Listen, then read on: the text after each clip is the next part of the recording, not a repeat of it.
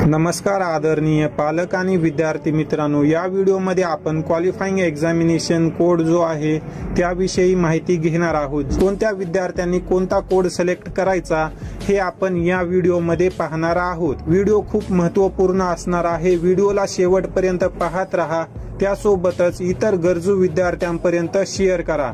तर चला व्हिडिओला सुरुवात करूया। विद्यार्थी मित्रांनो, कोड नंबर 1 अशा विद्यार्थ्यांनी टाकायचा आहे की जे विद्यार्थी फर्स्ट टाइम नीटची एक्झाम देत आहेत, म्हणजेच जे विद्यार्थी फ्रेशर्स आहेत अशा विद्यार्थ्यांनी कोड नंबर 1 टाकायचा असेल।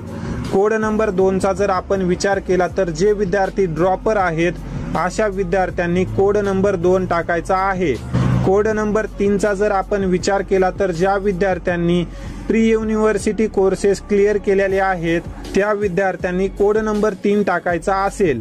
कोड नंबर 4 चा जर आपण विचार केला तर ज्या विद्यार्थ्यांनी प्री मेडिकल कोर्सेस तसेच प्री प्रोफेशनल कोर्सेस मध्ये ऍडमिशन घेतलेली आहे किंवा सध्या त्या कोर्सेस मध्ये शिकत आहेत अशा विद्यार्थ्यांनी कोड नंबर 4 टाकायचा असेल। त्यानंतर आता आपण बोलूया कोड नंबर 5 बद्दल। तर हा कोड अशा विद्यार्थ्यांनी टाकायचा असेल की ज्या विद्यार्थ्यांनी बीएससी किंवा बीएमएस किंवा बीएससी नर्सिंग यासाठी ऍडमिशन घेतलेला आहे, परंतु काही कारणास्तव नीट रिपीट करत आहेत अशा विद्यार्थ्यांनी कोड नंबर 5 टाकायचा असेल। त्यानंतर कोड नंबर 6 चा जर आपण विचार केला तर हा कोड अशा विद्यार्थ्यांनी टाकायचा असेल की ज्यांचं 3 ते 4 वर्षे डिग्री कोर्सचं ग्रॅज्युएशन पूर्ण झालेलं आहे अशा विद्यार्थ्यांनी कोड नंबर 6 टाकायचा असेल। त्यानंतर जर आपण कोड नंबर 7 चा विचार केला तर हा कोड अशा विद्यार्थ्यांनी टाकायचा आहे की ज्या विद्यार्थ्यांचं 10+2 हे ऑदर बोर्ड मध्ये झालेलं आहे, म्हणजे एनी ऑदर बोर्डचे जे काही विद्यार्थी असतील